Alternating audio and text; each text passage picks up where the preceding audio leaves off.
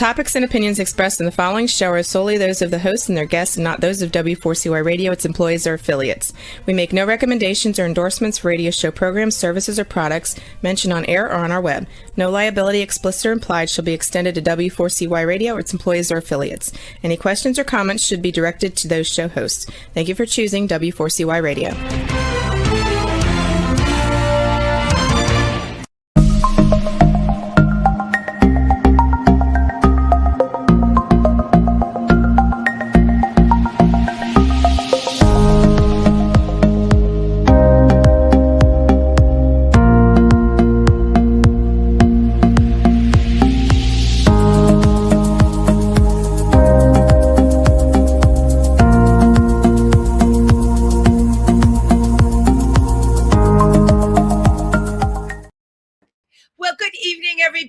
Welcome to Triversity Talk. It's Wendy on Wednesday, and I'm so happy to be with you.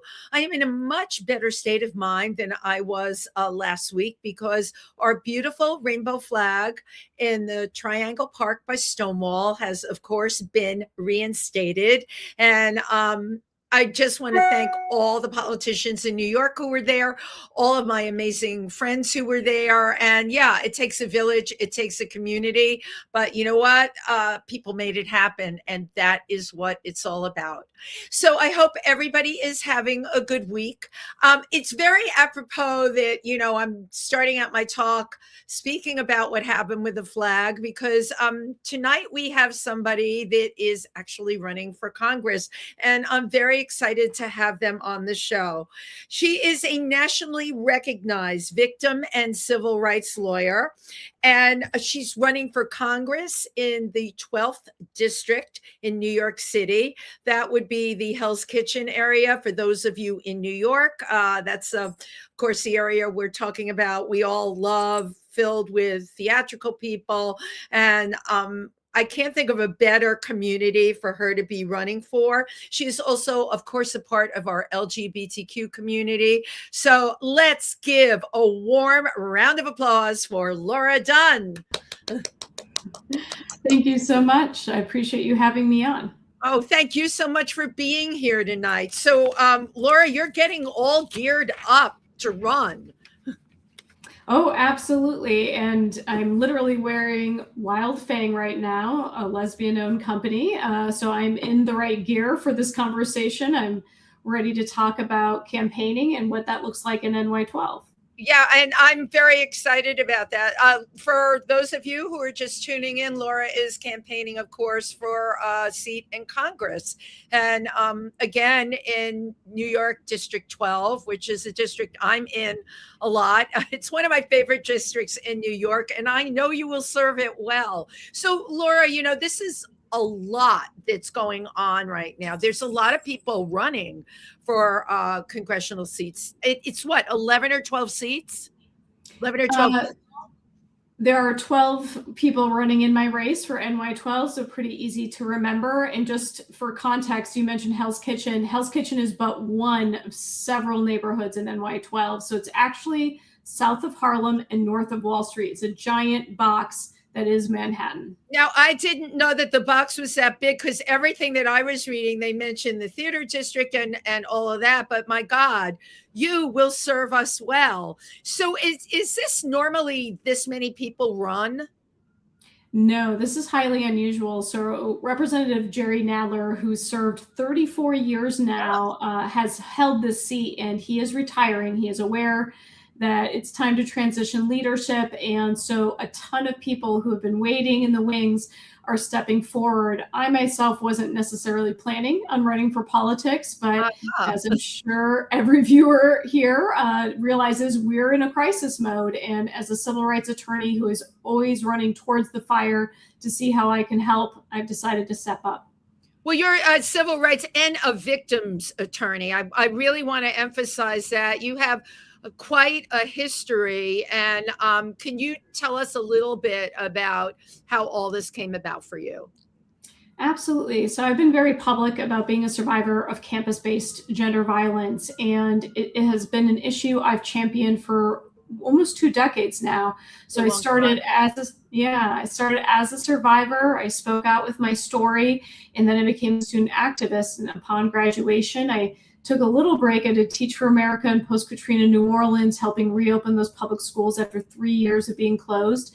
And during that time, I started working for a national nonprofit focused on this issue, went on to law school, worked on civil rights and victims' rights at law school, and did a bunch of clinics around it. And then I founded my own national nonprofit. So I've been going strong on this topic for a long time now.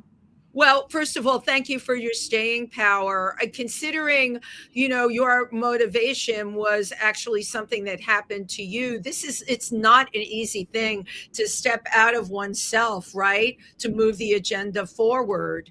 How did this happen that you got so focused on this where you knew you could make a difference? Sure. So, when it happened to me, like so many survivors, I felt a lot of shame. I came from a very evangelical Christian upbringing and really was told it was my fault, that something about me as a sexual being, especially as a woman, would have attracted this type of violence. And that you brought it on yourself. We've all heard that. Yeah, I was going to say, I just want to publicly reject that for anyone out there who's heard such a horrific message. As a pastor's daughter, that was like a pastor father saying it to me. So we want to talk about spiritual trauma in addition to sexual trauma. I mean, that was a lot to overcome. Yeah, it was interesting when I was reading your history, and I've been paralleling it with the 2 Netflix shows on Ghislaine and, of course, Jeffrey Epstein, and then, of course, everything that's been in the news. I find myself, I thank you for doing what you've been doing in your career, but with what's going on now, I don't understand why this is being dragged out. As far as I'm concerned, the expression, it's over and the fat lady sang, I'm sure you've heard that expression.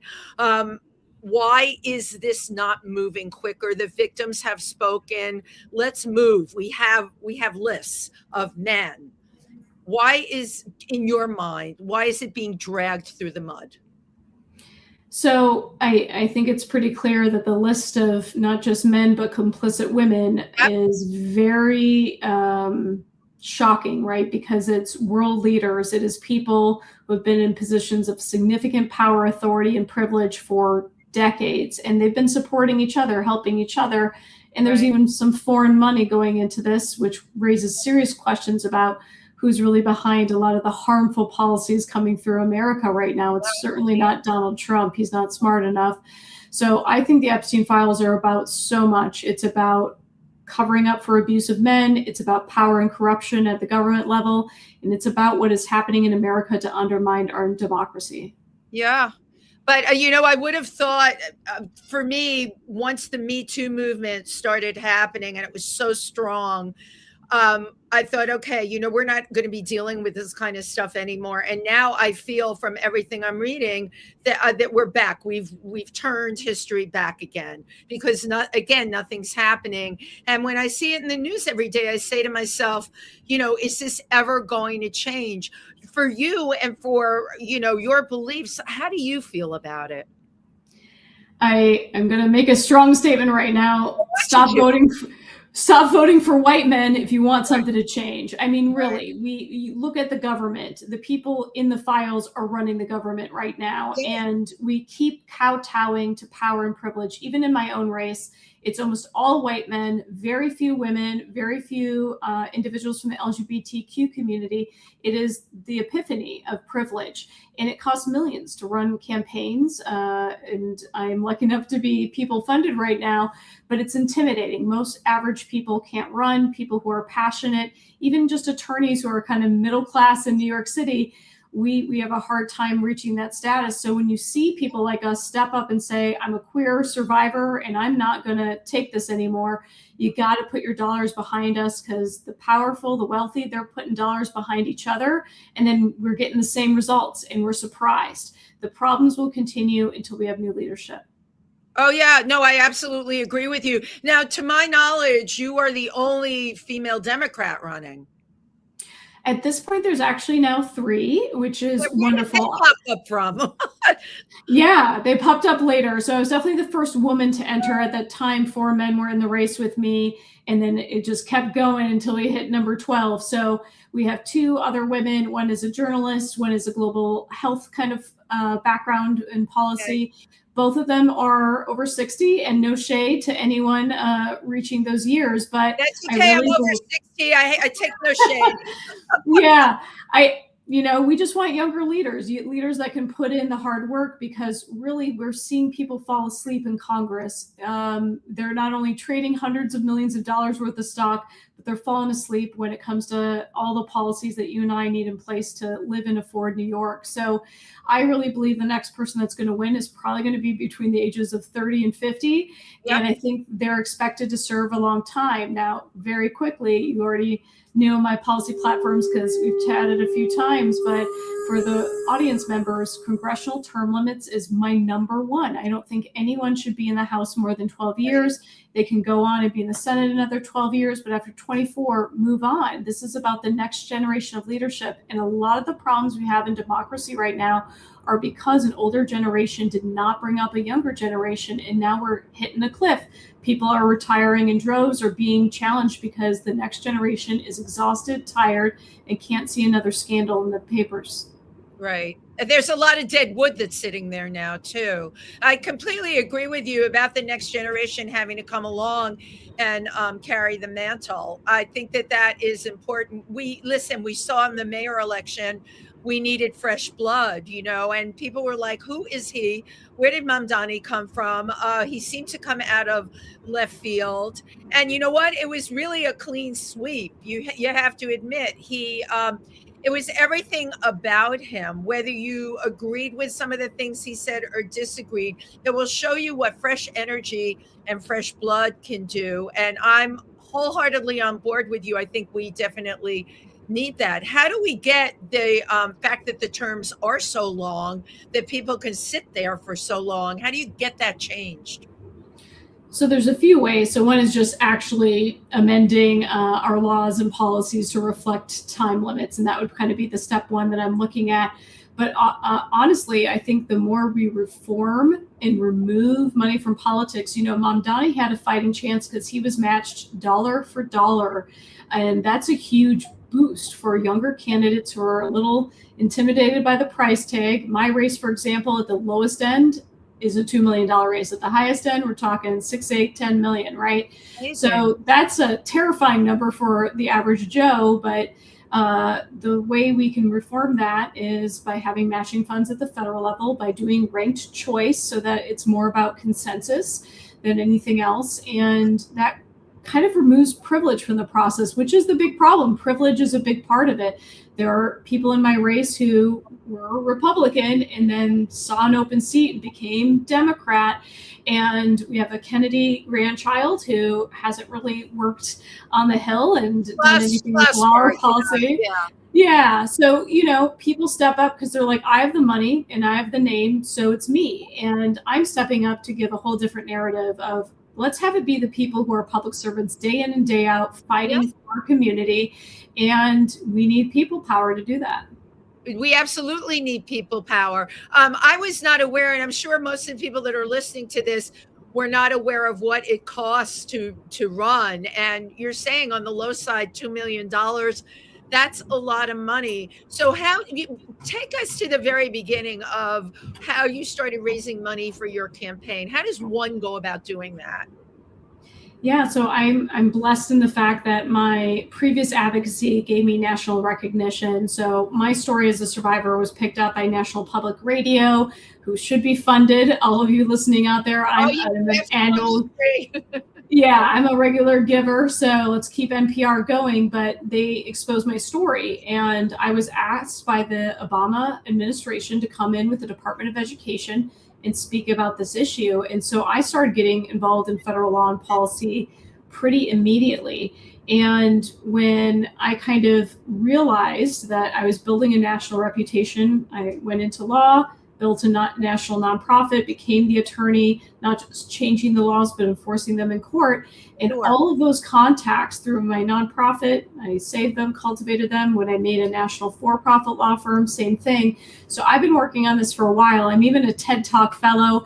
I have a TED Talk with 1.25 million views about passage of the Equal Rights Amendment to the U.S. Constitution. It's a great TED Talk. I listened to Yes. it, but it was during Thank you. the Me Too time, and I played your TED Talk a couple of times, and I was just comparing it to, like, where we're at now. So you basically have been very focused from the beginning, and as we say, had your eye on the prize. Did you see yourself running for a political position like shortly after you got out of law school? Politics was like the farthest thing from my mind. I was just on fire for my issue. But the reality is, a lot of the time when you see something wrong and you actually go to research, like, why is this happening? It's because no law exists to protect a community, to hold perpetrators accountable. And so victims' rights, the area of law that I practice most often in addition to civil rights, is really about creating the legal mechanism and then enforcing it. So it's, there's a lot going on in this country, and we just need to have the courage to make the laws that fix it, because it really does go downstream. Yeah, well, there is a lot going on in this country, and I'd like to talk about the female demographic in this country, right? The current administration, he had a lot of women votes on the last election, and a lot of them were women over 50.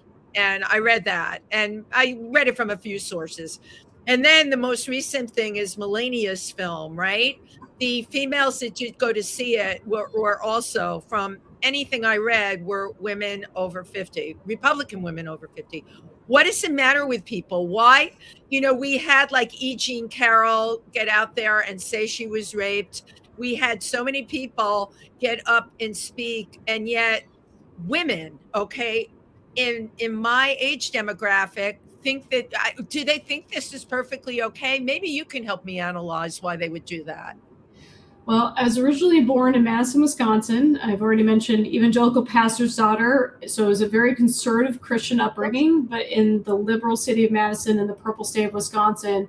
So political differences have been around me my whole life. And the reason I mention that is, when you're in Dem cities like New York, you're kind of like, what is happening in the world? But I have enough contact with the outside world that I've understood that a lot of women said, well, I don't love everything, but one, I think it's talked or entertainment or hot air. So I'm going to take a risk because I think he'll shake things up in Washington, which he did, but not for the benefit of the people, which is what he promised. But he's a swindler, right? He wanted to say what you needed to hear.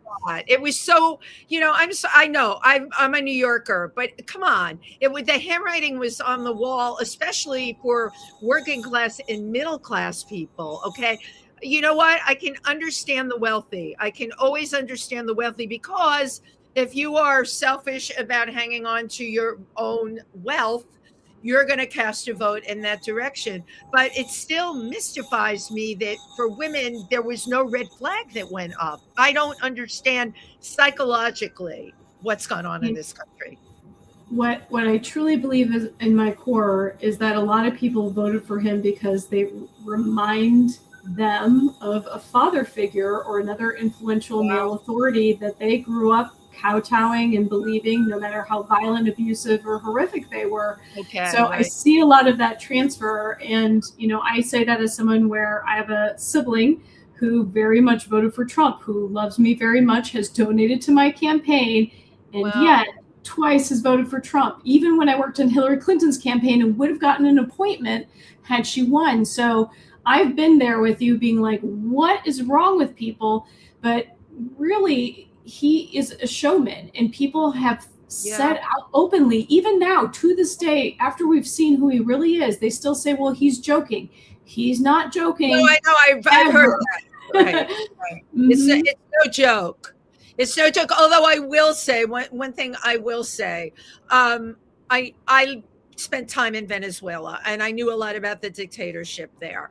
And he got that guy out in 36 hours. I would like to see them go through the Epstein files that quickly. Do you understand what I'm saying? He's ruthless, absolutely ruthless, and really doesn't care about the law at all, and his subpoena, doing a subpoena here, subpoena there, doing really whatever he wants to do. So you, as a female and part of the LGBTQ community, how do you think you can help some of the issues that we've had happen in our community, such as transgender rights? Yeah, so good news. I'm a Title IX attorney. That's the area of civil rights law I've practiced the most. And that's the law that comes up all the time when we're talking about transgender access, sports, anything around education. So I believe in equal opportunity. This level of discrimination is mind blowing. We know it's really a distraction from the real issues of economic inequality and distrust in the government, but the trans community should not be bearing this. And as a queer woman, I stand with everyone in that community. And I want to make sure HIV/AIDS treatment, care, support is more common. New York City has very high rates, but only in certain neighborhoods. It's very much tied to resources and education. So we need to restore federal funding to make sure we have care, we have research, we're always advancing and making it safer for people to express themselves. I'm a big believer that we need to make sure that in everything we do, we are supporting each other's freedom of expression. And that's what I love the most about New York City. Everyone can live the exact lifestyle they want. I came out as queer in this community. It has very much embraced me, even though my family has not. So it's given me so much. I want to give so much back to the community here. Of course. Of course. Yeah. I always say in New York, I feel like we're in a bubble, but we're also, it's not just a bubble. We are very powerful here. You're talking about addressing HIV and AIDS, which is something I was involved in from the very beginning. And we do have programs here. People are able to get what they need here. The reason I love that you're running for this seat is you can really move and shake in New York, Laura. You can make stuff happen. But at the end of the day, is it enough, right? If the rest of the country is just going so crazy, if someone in a rural area in the Midwest can't get their hormones, all right, if they can't get their HIV drugs, like what would be the bigger picture in your mind? Yeah, so something I talk about a lot when I am on the campaign trail is how I've worked both Republican and Democrats alike to get bills passed. And again, referencing my upbringing, I can quote the Bible with the best of them. So when we see how broken the system is, and like you said, all the consequences of that, the lack of affirming care, the lack of rights, violence openly, there are so many things that can be fixed with starting with values, shared values. And we know from the Equal Marriage Campaign that people knocking on doors and saying, I'm someone from the LGBTQ community, I want to be able to love and marry exactly who I want. Like, this is why it matters to me. That changed the issue. It was person to person, values and stories. And that is the skill that I have. I've done that on the Hill, sharing my story as a survivor, bringing in other survivors with me. Those stories moved laws that Republicans did not want to pass initially. Wow. It's so, you know what? I read through everything that you've done. I'm like, but what's the hook, right? You just gave me what the hook is. If you can, and that is a gift to have, Laura. If you can speak to Democrats and Republicans, that's your power. The fact that you're a pastor's daughter and you come from that background, but you are queer, you're part of the LGBTQ community. To me, that is a win-win, because I looked at everybody else who's running. I think we have two other LGBTQ candidates on there. Correct me if I'm wrong. Both, you're right. Both men, and they can't hold a candle to you. And actually, there's three. One is not public, so I don't want to out that person, but one woman and one man on the campaign trail are out and proud along with me as part of the queer community. Right. So you're right. It makes a difference to have representation, because who we want in NY12 is someone who can lead on day one. So I already have the federal law policy experience. I've literally worked on the Senate Judiciary and worked on, pathways to citizenship, ending sex trafficking. addressing military sexual assault. I mean, there's so many issues I've already had my hands on at the DC level. So sending someone in from our community who can speak both languages to both sides of the aisle, I think over time, America will become independent. If I could run as one right now, I would, but I am beyond true blue, right? I've worked on the Hillary campaign, the Joe Biden campaign. You worked on the You Biden name campaign. it, I've done it.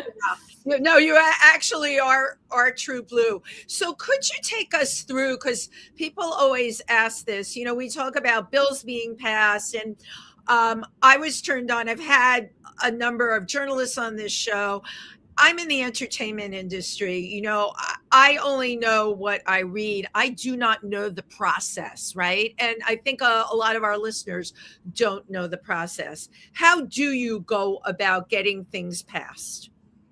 Oh, it's a great question. Well, first it starts with a wonderful idea, right? Like what needs to be done. And the best way Let's that take one, for example, Sure. because I know you have a lot of thoughts on that.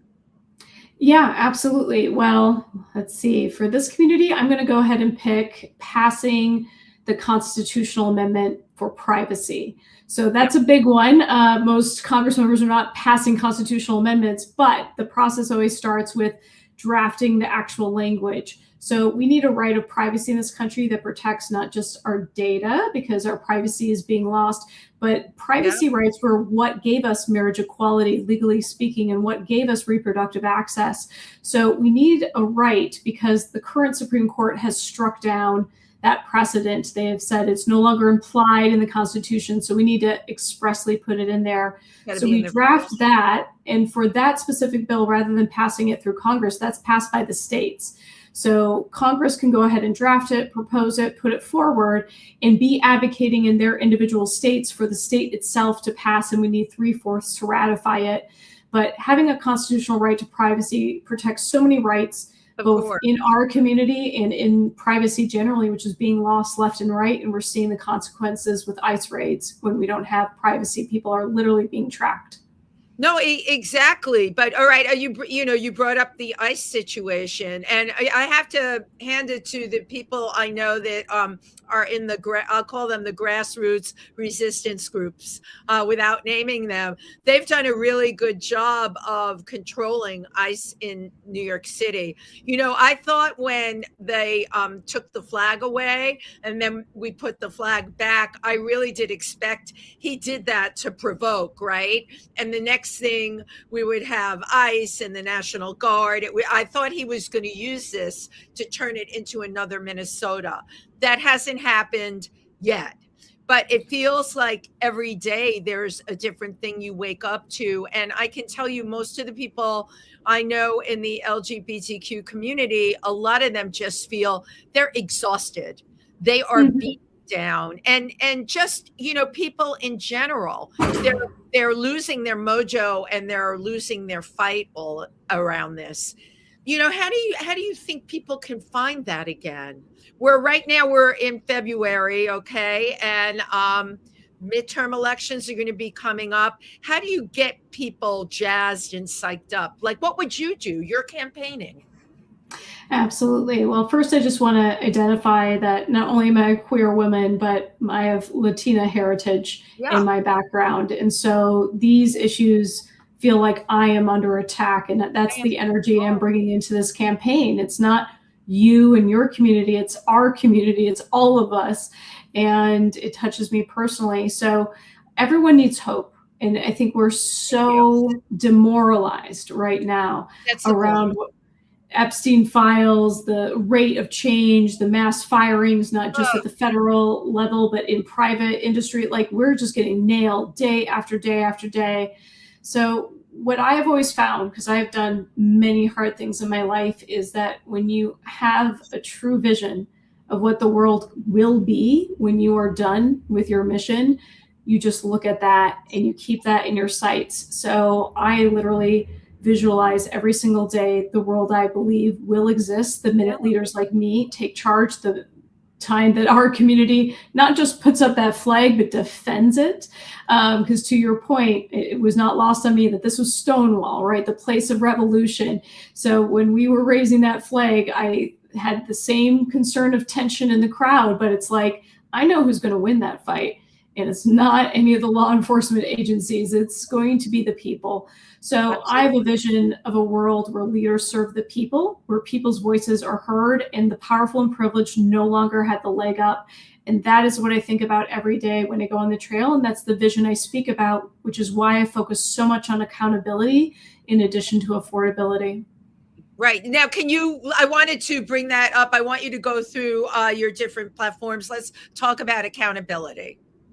Absolutely. So we all want accountability for the government right now. If we could take right now, there's nothing accountable. They're doing whatever the heck they want. Yeah, we are past the point that we should have impeached Donald Trump. We hit it in his first term, and Jerry Nadler was the hero championing those efforts.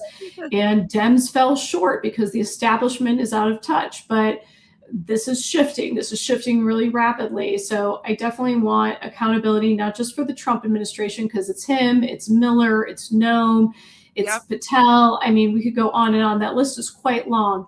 So once you clear that, congressional term limits, ethical standards for the U.S. Supreme Court, and ending this insider trading that's making government officials rich based off information that they have a leg up on because they're the ones passing laws and working in private rooms to get this That's information. Something I wanted to ask you about. Martha Stewart went to jail. She must have been like, fingered as the patsy. She's going to be the sacrificial lamb for this. This insider trading is going on. That used to be a big thing. Now it just seems like it's totally allowed. How do you turn that around? Well, it's illegal in the private sector. It's actually legal in the public sector. So Nancy Pelosi, our fearless leader, has been making hundreds of millions, and she had the authority the entire time to close this loophole. But AOC is the one who's actually taking the steps to close that loophole, starting in the House. So there's a movement to stop this insanity. Okay. Because it's an oligarchy, right? Like it's the rich, the wealthy, the powerful, the connected, and everyone else loses out. So we can't have a government based on that. So if you go into public service, actually be a public servant. Money is not a motivator for me. I know it's a big motivator in New York, but I just need enough to live, right? The rest is really, a blessing if it comes to you. And that's the Midwestern in me. I'm totally comfortable closing the door behind me and saying, I'm not going to profit on that position. No one else behind me should either. Right. That's a really great place to be. And here, I totally agree with you. Okay. Affordability, right? Mamdani talks about rent freezes.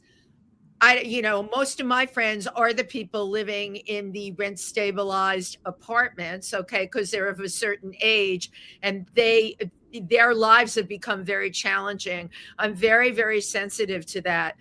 Seniors, their lives are really, really difficult in New York. And a lot of my younger friends completely do not even recognize it because we very much have a world where if it's not happening to me, then it's not happening at all. What do you think, or how do you think you can affect those aspects? Absolutely. So affordability, part of what you were mentioning is seniors really suffering. Social Security and Medicaid, Medicare, they're not indexed to inflation. So as we have rapidly rising inflation rates, we are not in any way calibrating at the federal government level. We've also never raised the federal poverty level. And I was going into a meeting with AARP, and it's very hard to shock me at this point. I study law. I know the failures in policy. I was utterly shocked that people getting Social Security over $25,000 annually had to pay taxes on top of it. So my affordability platform is let's index things to inflation so that these are not political footballs. We've solved the problem, move forward. And you mentioned affordable housing. I'll circle back to that, but I really want to stop taxing the working class and the retired who are barely making ends meet. Right. We know that the wealthy are playing games and skipping out, and it's because our tax code allows it. So when I hear my opponents say, oh, we'll make a tax credit and we'll do this, it's like, stop it with the tax code. Right. It's Swiss cheese and it only serves the powerful and the wealthy. It's not you or me. I'm exhausted doing my taxes right now, trying to understand how I can save every single penny because I look for money back like most Americans. Right. No, I'm I'm in the exact same position. Again, here, I'm on your platform, I think is really, really great. I think these things are very challenging. While we're talking, I'm wondering, like, if you do get this seat, would you be able to work with Mamdani? Yeah, I mean the federal I and think that would be city great. levels. Yeah, Yeah, they're obviously separate levels of government, but there's always an interrelationship. So there are certain things making housing unaffordable in New York City that I won't be able to address at the federal level, but seem very obvious at the city level. For example, the rent stabilized apartments, if landlords want to rehabilitate them, give them a remodel, they can't in any way change that rent rate. And on its face, that may sound great, but give it a couple decades, we want new buildings that have energy efficiency and are sure. safe and don't have asbestos and lead and all this stuff.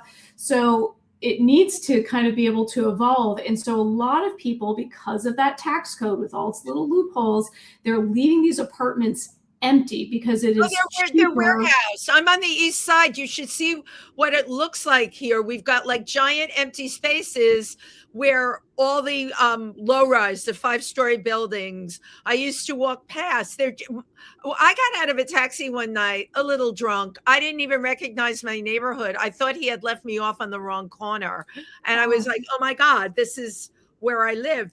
But now we're getting into in the city, right? Developers and being paid off. And I know a lot about landmarks in New York. I've lived in enough landmark places. I've had landmark people on my other show. There's something fishy going on with landmarks in New York because I'm telling you, they are starting to threaten and many times find a loophole, your word loophole, to get rid of a landmark building. It's not sacred anymore. What do we do about that? oh, well, I know at the federal level, one way I want to combine what the city is doing with the federal level is doing is around Section 9 housing. You mentioned your friends are in similar facilities. We need to have every dollar that the city invests, the federal government inherently has to match it so that local politics and activism can drive federal funding. Because we all know that Washington's kind of like this far off place that no one really lives in, and Right. they get out of touch. God. Whereas we can all find the mayor if we want to and tell them what we think. So having the federal government reflect what's happening at the local level is kind of a model I'm going towards around housing. And I definitely want more rent to own options because everyone's always talking about tenants and landlords. We need people civically invested and Right. financially sound in the city rather than always worrying about the rent getting hiked and hiked and hiked. It won't be hiked if it's your property. You're going to be stuck with whatever the mortgage is or seller financing, figuring out ways we can incentivize people who own properties to sell directly to a buyer without using the bank, cutting down on interest and fees, and making home ownership more affordable. So I want to think a little outside the box of how we can get more New Yorkers Sure. owning in New York. So, to my knowledge, and you probably have this knowledge too, there were city programs that in neighborhoods that they wanted to reinvest in, bring back, right? I'll talk about the South Bronx. I'm originally from the Bronx, but the South Bronx, they made it possible for people to buy their wherever they were living, whether it was a two-family house or an apartment. And by making it possible, of course, the ability to buy, it was very, very low. And I came to New York in the late 70s, and that was going on full steam ahead, Laura. You could do that, and it enabled a lot of working families to your point, where they didn't have a landlord breathing down their neck, right? They had the ability to buy because there were all these programs, and I forget what they were, but now it just doesn't seem there are some programs out there, but it doesn't seem to me like they're out there in the amount that they should be. And you can walk around New York and see the buildings going up. These are, they're starting at $3 million. They come with a garage so you can, so even we have congestion pricing so that middle class and working class people, it's pricey now for them to drive their car into the city. But anybody who's rich will be able to have their car in the city and drive it around. I don't know. I'm just like laying it all out because you're in politics. And this is all the I think about all the time. What do we do? Yeah, well, let's just recognize that politicians are the place we go with all these problems, right? Like I've volunteered to hear all of this and actually sit down and create solutions. So Yeah. starting with your first point of like community revitalization, that needs to be community led, right? Too often we're gentrifying, we're actually pushing out the locals, we're trying to make it less affordable, change the dynamics of a neighborhood, which is often code word for class and race discrimination. So, and that's rampant on the Upper West Side. We all know the co-ops deny people's applications for a variety of unlawful reasons, and that's a huge issue here. So I kind of want us to move forward and be thinking about how can we make community at the center of government. And that's what I think Mom Donnie has done so well, even now with the challenge of the deficit. Like watching his leadership and seeing him say, we're making tough decisions, but you're going to be at the table. You're going to see the budget. You're going to know everything that's happening. And I think that invitation for community engagement is really essential for the next wave of politics. And that's why you want a non-establishment candidate like me, because establishment candidates don't do that. They already have their key donors who they need every year to get reelected, and they already have those favorites. And maybe it's a developer, maybe it's not, but there's a lot of developer money in the campaign. I'm proud I've never taken a penny from anyone who's a developer that I'm aware of, at least. And I don't plan to, because I want to put affordability in people's hands. I want the community that I live in to be socioeconomically and racially diverse.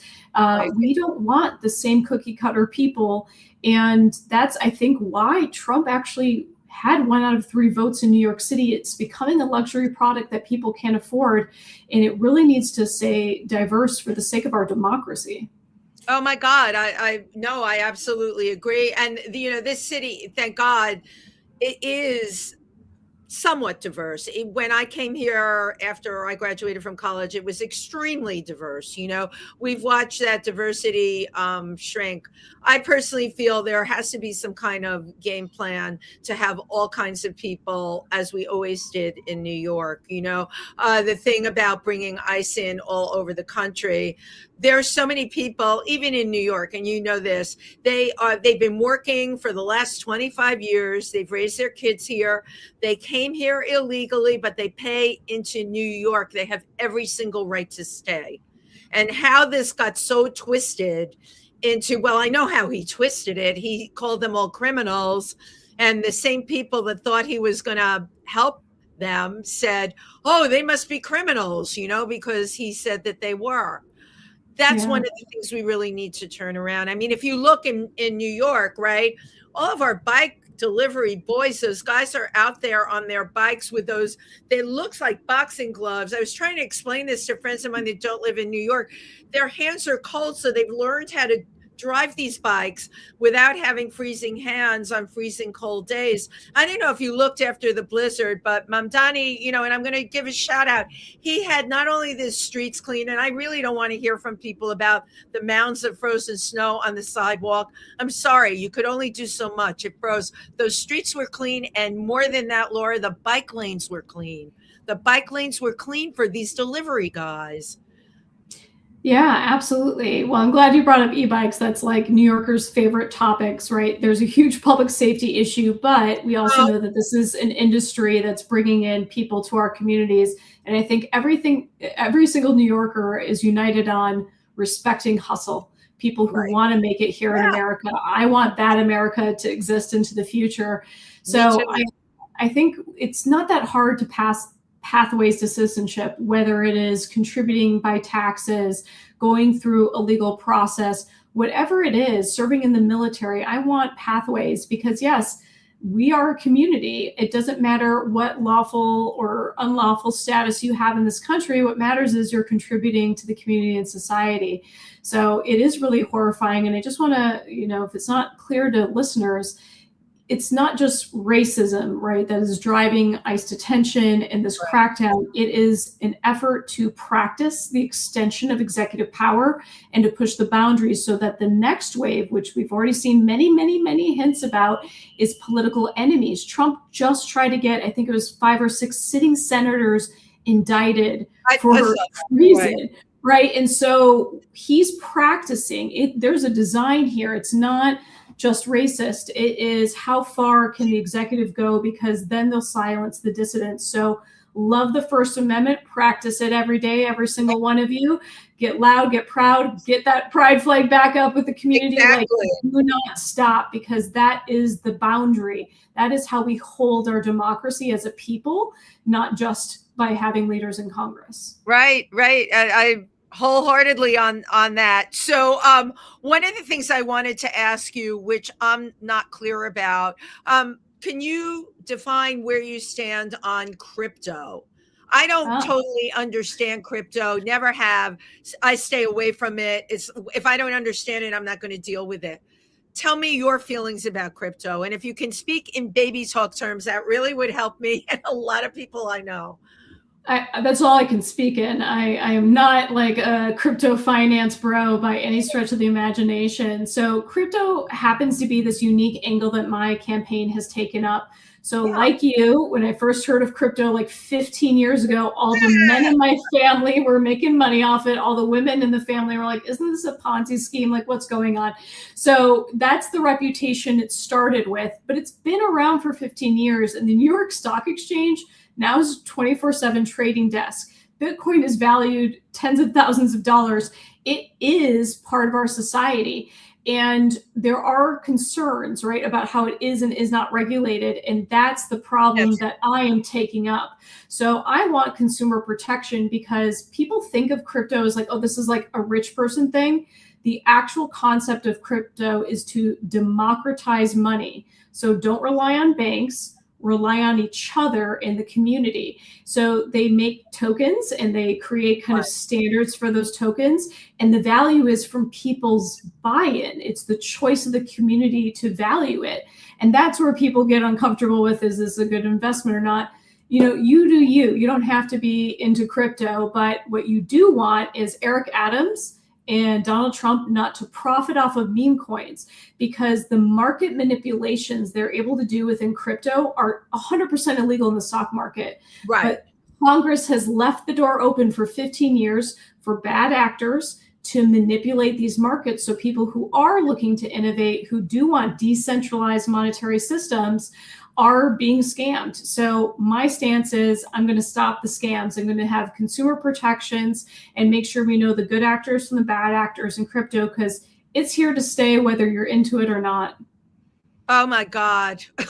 Well, I'm hoping you put your guidelines out there, because I guess because for me, it's not a tangible thing. I'm like, I see things tangible, you know.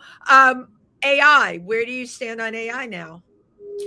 Yes, well, I have a whole pillar. We've talked about accountability, affordability, advancement is the last pillar, and that is hitting on technology. And I have so much to say. AI is like the topic du jour, but I want to back up and start just talking about big tech. So right now, big tech is immune from liability for anything that goes out on their platforms. A lot of people say, oh, that's good, it's free speech. One, it's not free speech because it's a private company and they can kick off and have on whoever they want. I mean, look at Twitter. We know which way that's leaning politically and how censorship is going there.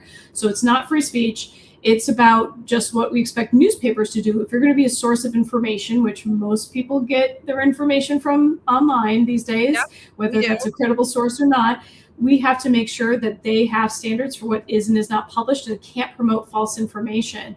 So I want to make big tech liable by repealing Section 230, or at least amending it so that we have a lot more leeway to hold them accountable. And AI kind of builds into that, because big tech has an arrogance. They think they're untouchable.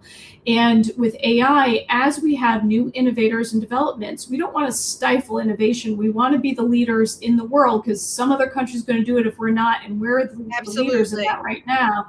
So what we need to do is make sure there's sufficient insurance liability coverage for those technology companies before they put a product into the world.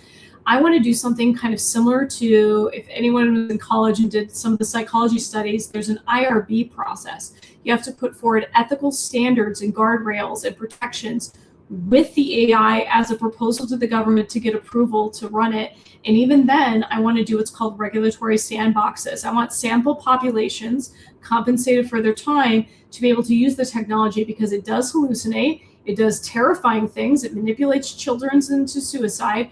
We need to have safe ways that we can test and find the security, right? That's what we do with all technologies. What is safe to put in the population?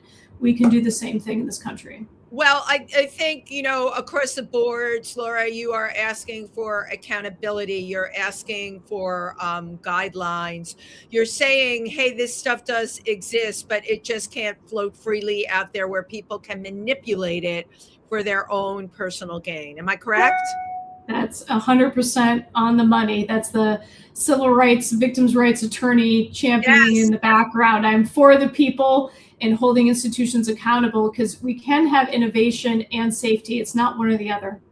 Right. Exactly. So I don't know where the time went, but it absolutely flew, as I knew it would do with you. Sum it all up in like a couple of sentences before we say goodnight. Tell everybody what you want them to remember from our discussion. Oh, no pressure. Well, I want to speak to our community, because when I think about people living loud and proud and standing for what they believe in, I think of the LGBTQ and the queer community. I am so honored to be a member of it and to have been embraced in New York City as such a member. And I want us to remember that we are the innovators and the leaders. So when we see all these attacks, when we are used as the scapegoats, when the hate is coming from the right, just realize that the more we shine and the more that we actually embody joy and protest and resilience, the more we show the world really how it's done. And I do believe in a new day. So I hope that I give people who are hearing me hope that there will be not just accountability, but a day when we can all feel like it's normal again and forget that this nightmare ever happened. And I love it. Laura is going to help us all feel normal again. I wish you incredible luck on the campaign trail. You got my vote. I think you're terrific. And I know people that are listening, they're on your side too. Thank you so much, Laura. I always like to end with photographs. So if you look into my little camera. Thank you so much, really, for tonight. Just chock full of information. This will exist, of course, on my YouTube channel. I'll have the link. I'll send it to you. You have so much incredible stuff to say. And yes, you, Laura Dunn, can give people hope. Thank you so much. And thank you for everyone who tuned in tonight. Good night. Thank you.